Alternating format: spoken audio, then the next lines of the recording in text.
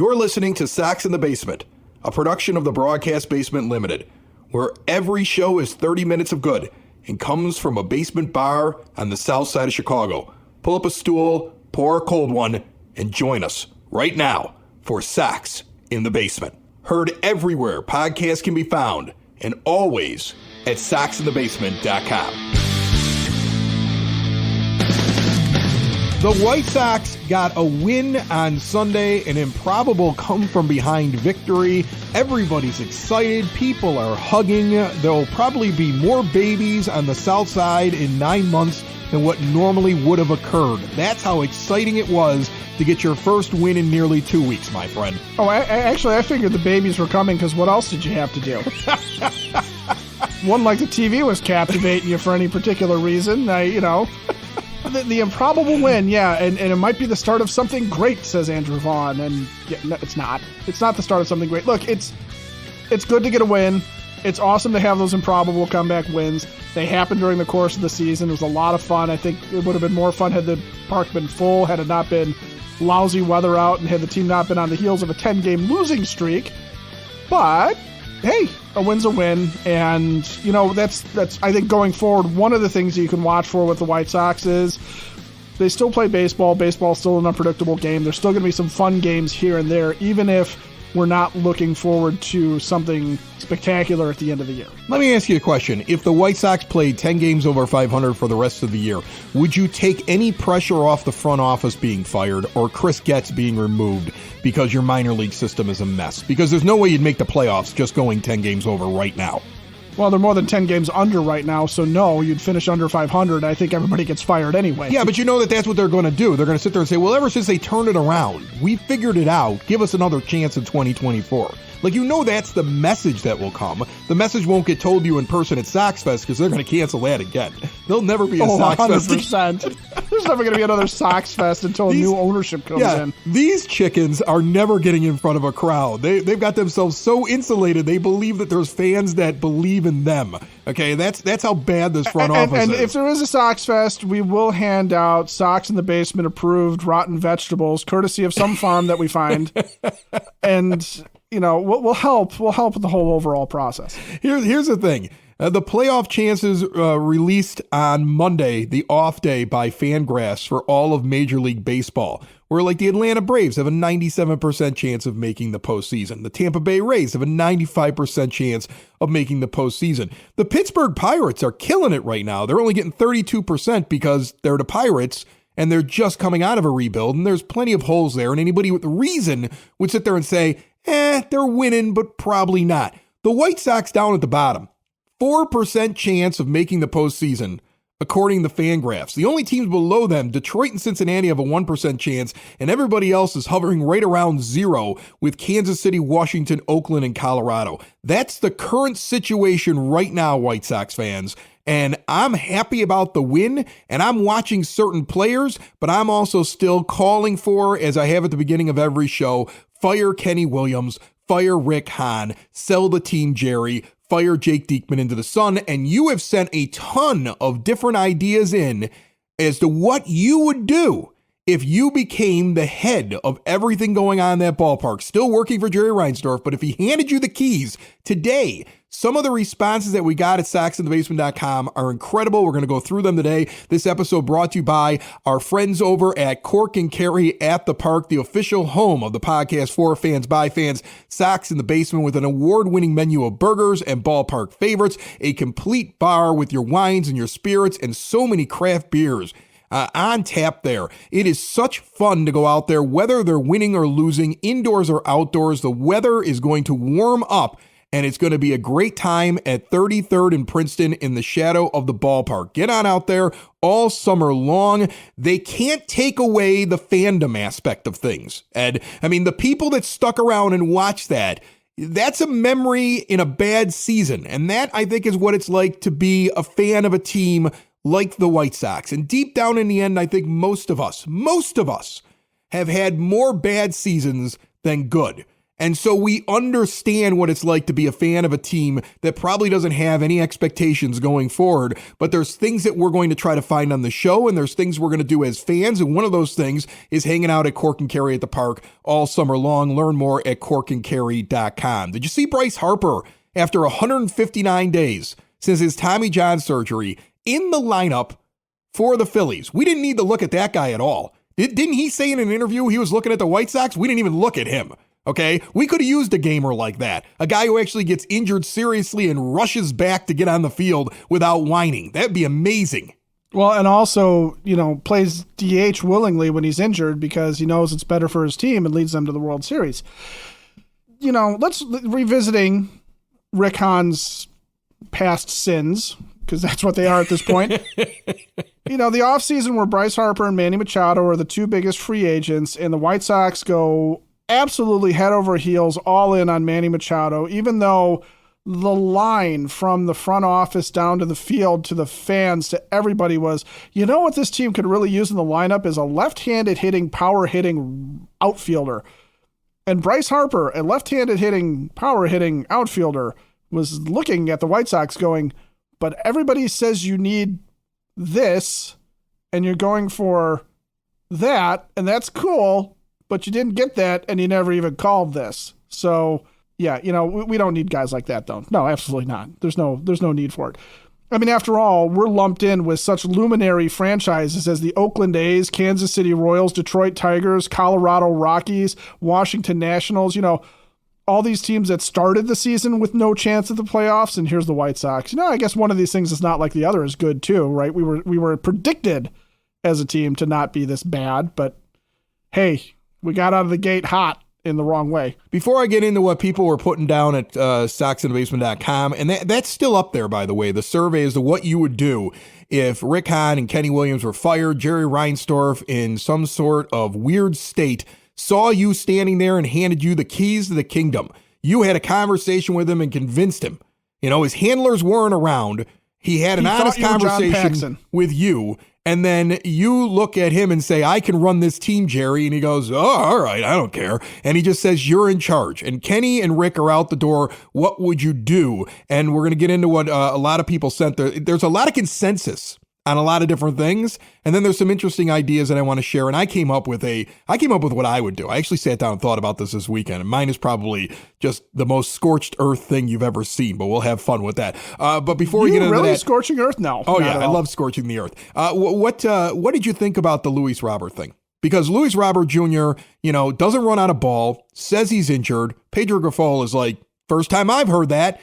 And it was such a weird thing. He didn't even remember his bench coach's name, Charlie Montoyo, in the interview afterwards. The whole thing was confusing. The next day on Sunday, Pedro says, sit down, young man. Now, he did treat him like he was injured because after his one pinch hit at bat, a runner was brought in for him. There's some sort of injury there, or at least that's how it's being treated. But Adam Hazley gets an opportunity. And that kid goes 4 for 5, has a big hit that ties the game. He's hitting over 500 in the short amount of time he's been here. He did well in spring training. He was tearing it up in the minor leagues. He seems to have figured it out. And remember, he was a high draft pick with his original club. So it's not like the pedigree isn't there. And I believe that kid should be in the outfield until proven otherwise, because if you're playing well and you're playing hard and you're not dealing with injuries all the time, I want you out there. And we couldn't find anybody when TA went down to sit there in that leadoff spot to do anything, but Adam Hazley did it on Sunday, and that was impressive to me. Yeah, see what this guy has, and from going forward from here on out, I don't want to hear about the young core from this rebuild, because they haven't accomplished anything. They haven't earned the right to say that they are the stars of this team.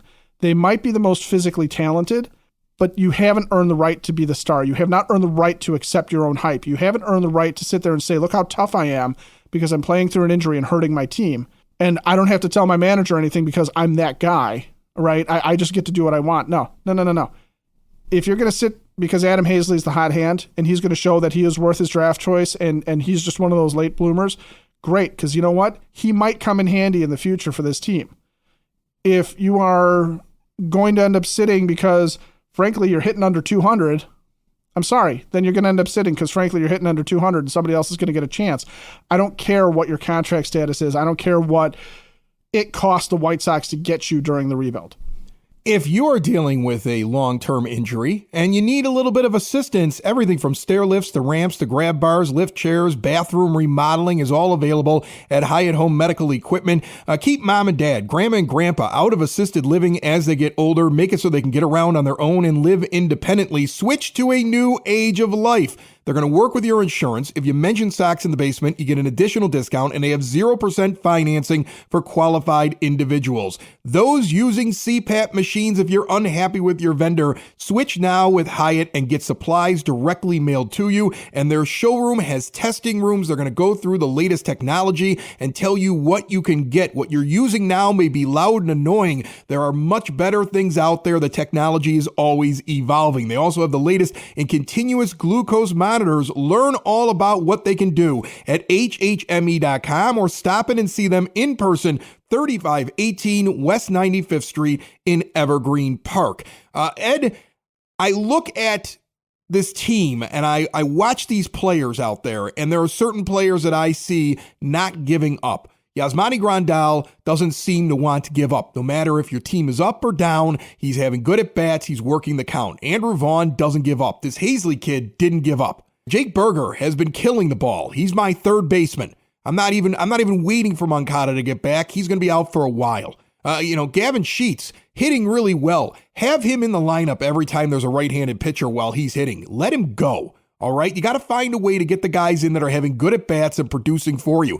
Just because you're a name that was part of this core, as you said, doesn't mean you deserve to play every day if you're not earning it at this point. There's nothing you've accomplished over the years you've been here that says you deserve to be in the lineup each and every day. And that's the one thing that Pedro can have an effect on right now. Unless his front office is overriding him, that's what I would expect him to start doing more and more. And if for some reason on Tuesday you don't see this kid Hazley in the lineup, and you see them marching out another player out there who has not been putting in good at-bats, then you're going to be even more frustrated. Those are the things I'm looking for. Where is the hope? And we've got to find some hope, so why don't we talk to the Sox Nerd right now?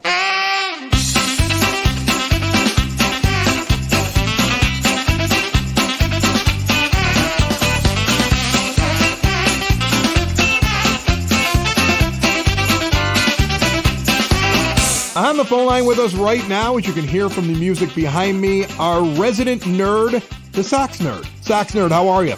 Well, better today, Chris, that's for sure. Well, you got to win, so that's good. And then you got a day off, so you got to relish the win. You need that. That's right. I get to soak it all in, which is great. Soak it in. You never know when it's going to happen again. Well, let's hope it's sooner rather than later. What do you got for me this week? So prior to Sunday's win, Chris, I was going to ask if you could assemble a Best of the Sox Nerd segment this week in wake of the skid. But then the walk-off happened, and I was inspired. Let's talk about the last two Sox wins, and we won't mention that they were 12 days apart. Oops, I just did. Both wins fortified two things I love about baseball. Number one, no matter the circumstances, there's a good chance at any game you may see something you've never seen before or will ever see again. That's Sunday. Number two, no player, no matter how obscure, holds some sort of record or distinction. That's April 18th, and more on that in a second. I put forth, and I blogged about this, that Sunday may have been the most improbable win in the 123-year history of the Chicago American League Ball Club. After all, the Sox were in the throes of a grueling 10-game losing streak, playing the best team in baseball, and ran out a lineup that had Adam Hazley leading off and four batters hitting under 208. When Ronnie Gonzalez flew out to start the ninth, ESPN had the Rays' win probability at 99.3%. Later in the frame, the Sox were down to their last strike 4 times before Andrew Vaughn launched the bomb that blew up that frustratingly brutal losing streak and handed the franchise victory number 9,500. By the way, that was the Sox' 222nd walk-off win in their current home, with Vaughn clubbing the Sox' 67th walk-off homer in the facility. The Sox' first game-ending homer in that place was hit by Sammy Sosa on May 7, 1991, against the American League Milwaukee Brewers. Amazingly, Vaughn's walk-off homer was the Sox' first since July 19, 2021. The Sox went the entire 2022 campaign without a sudden victory homer. Oh, and prior to Vaughn, Chris, the last Sox walk-off homer was hit by Larry Garcia. As for that other victory, April 18th versus the Phillies, it was the 11th combined one-hitter in White Sox history, and all have come since May 25th, 1979, when Ross Baumgarten and Randy Scarberry took care of Nolan Ryan and the Angels at the Old Park. Now for the records and distinctions. First, the not-so-good. Only one reliever has given up the only hit in a Sox combined one-hitter, and that's Aaron Bummer. The lefty gave up the knock on April 18th and on August 25th, 2019 at Texas. Now the unique.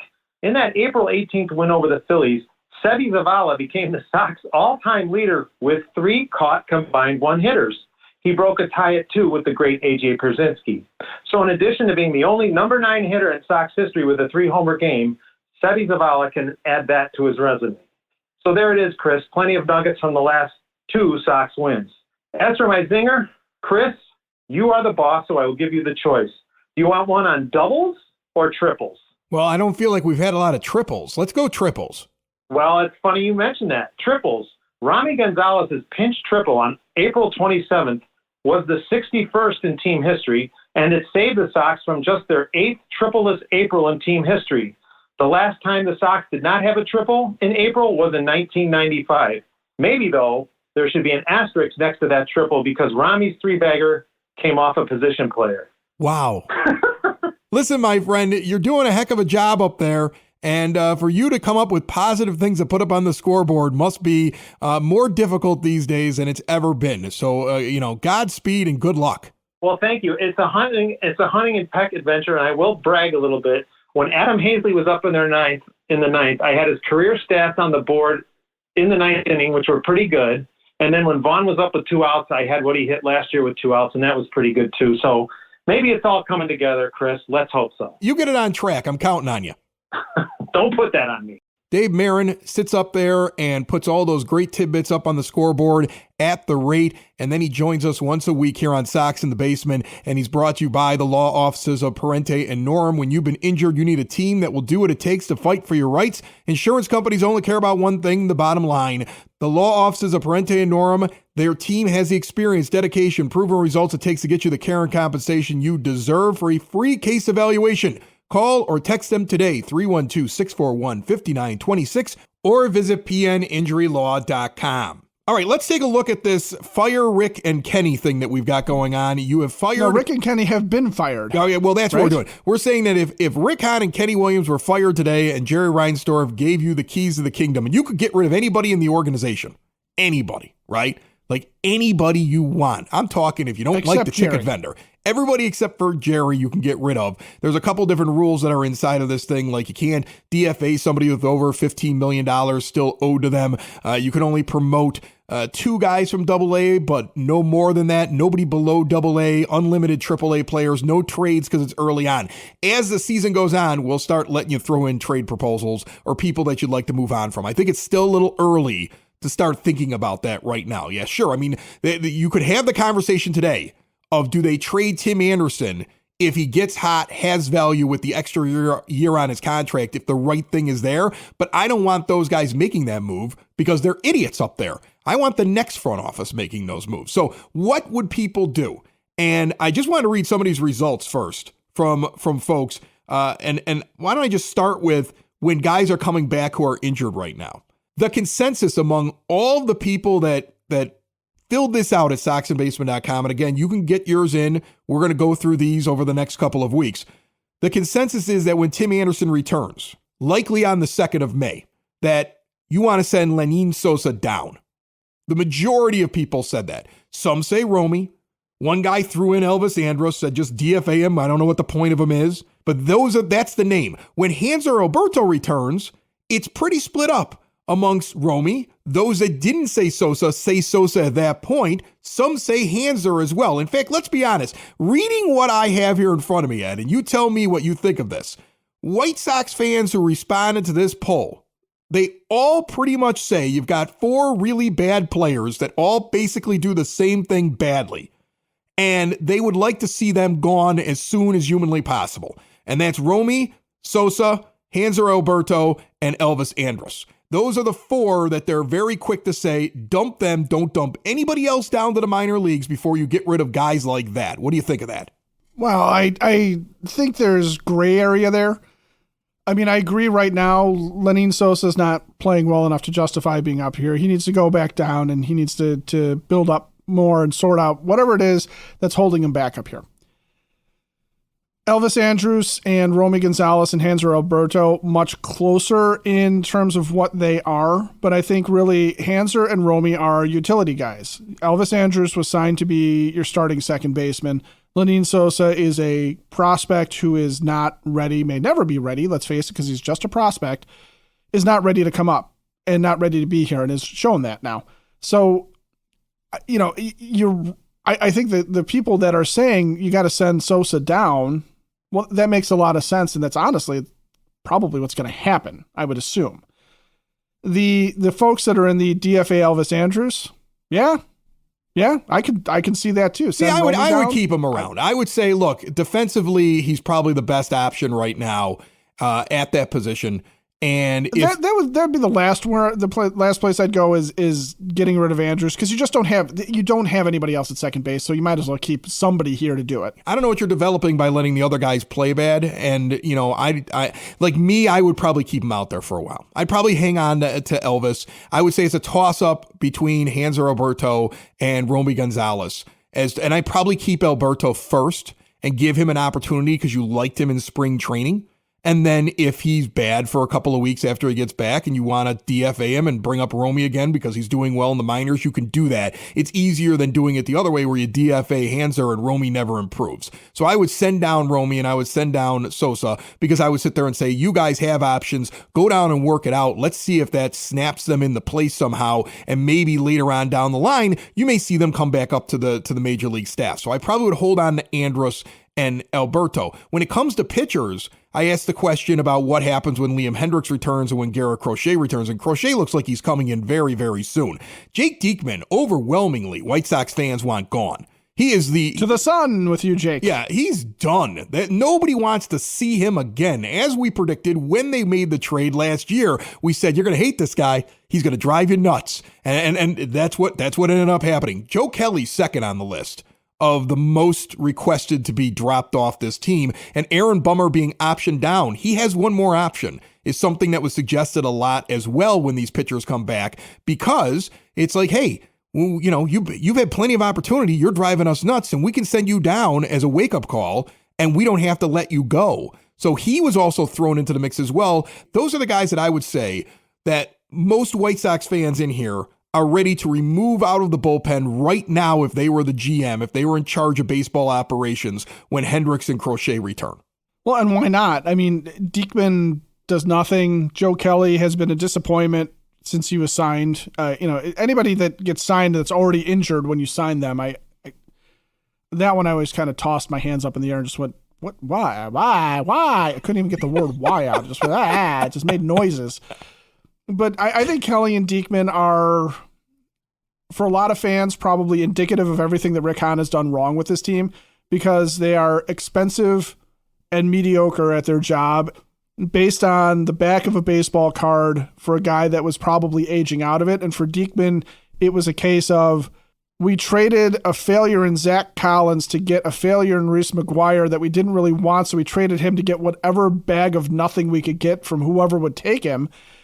And we got stuck with this guy's salary, and at least I will say Diekman might have been a bit of an experiment that didn't work for like 30 seconds. Maybe you experimented with it to see if there was something you could fix there. But honestly, he needs to go. Kelly probably needs to go. What you need to do with the bullpen is start finding guys in the minors, finding arms that you want to test out here to see if they're anything.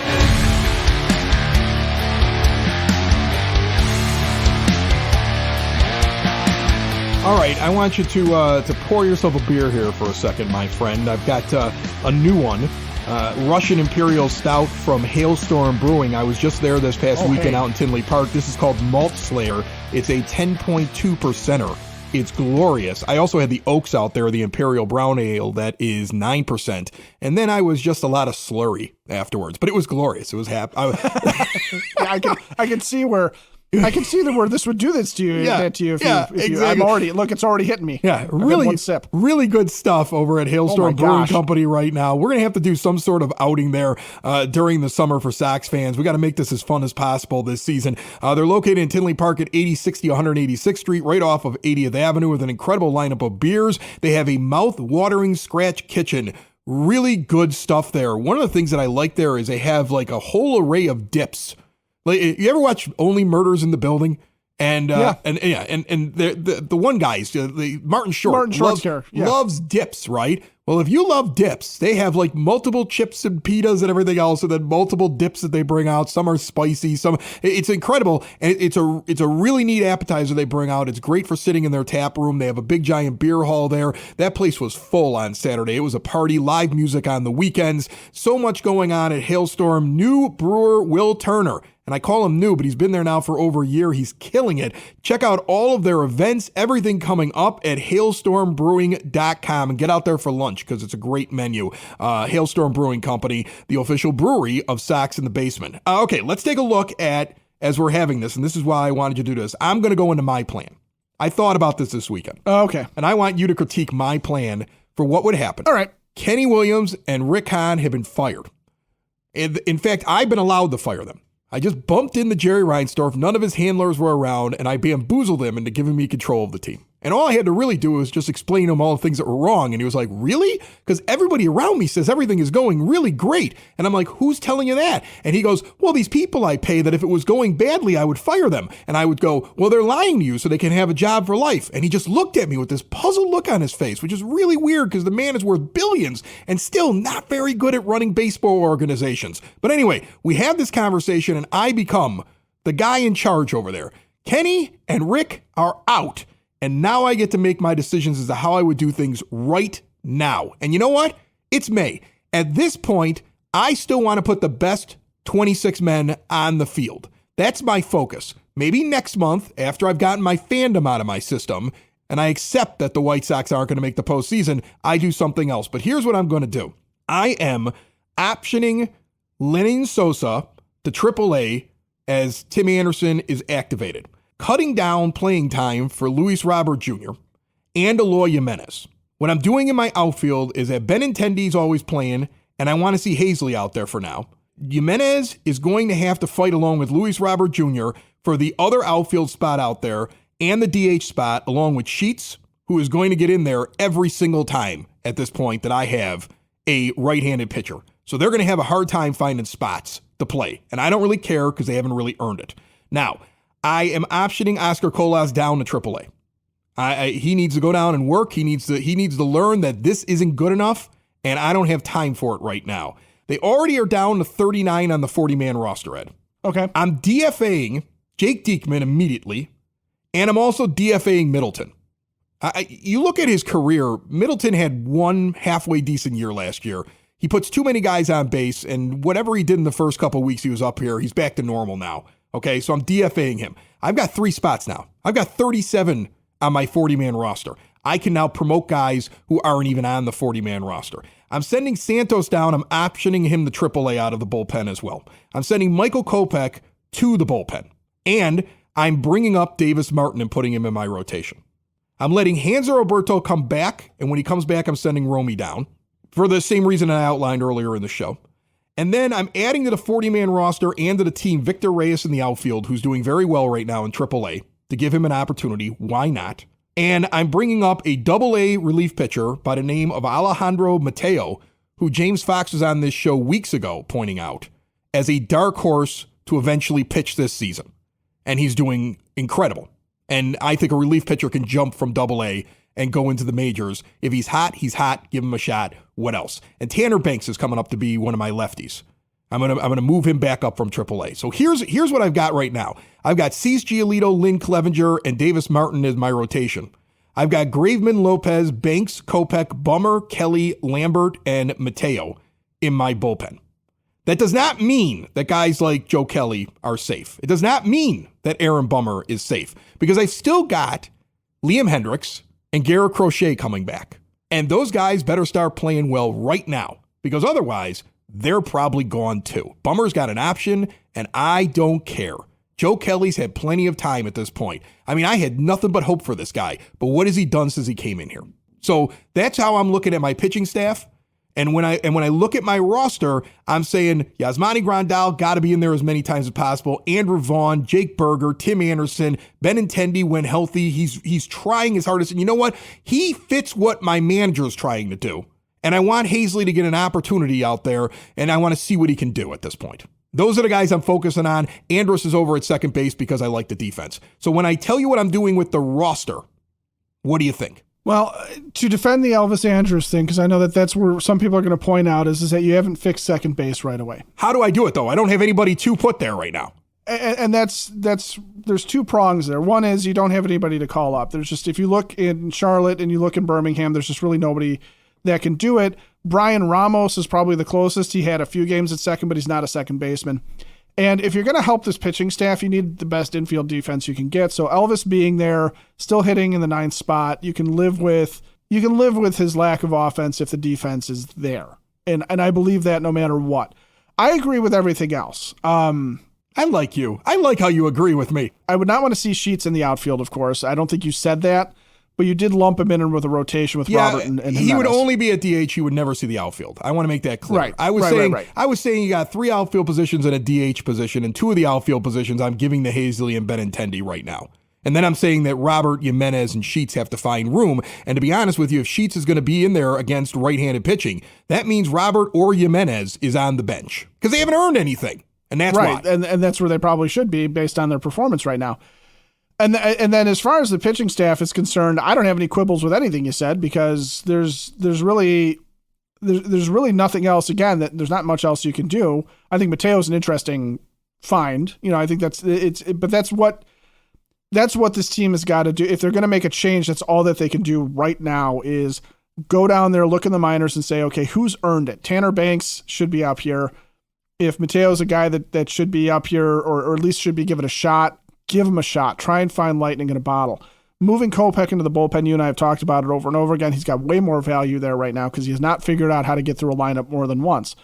So your plan is not in any way, shape, or form insane. And as you're going through it, I'm sitting here thinking like, these are the logical moves that Pedro should be making with the lineup. These are logical moves that the front office should be making as players come back. None of this is anything crazy. Like, you didn't do anything weird or insane, like say, Jake Berger's my second baseman when Yohan Moncada gets his back fixed. No, I didn't say something anything like that. What I basically did was I DFA'd a terrible left-handed pitcher in Diekman and a journeyman relief pitcher in Middleton. And I sent down a couple of guys who got to the majors and are over their skis right now. And I held players accountable saying, if you're trying and you're in the lineup every day, I'm with you. I've got your back. And I took a pitcher that's struggling. He's not the only pitcher struggling, but it makes more sense because I know that Kopech in the bullpen is effective.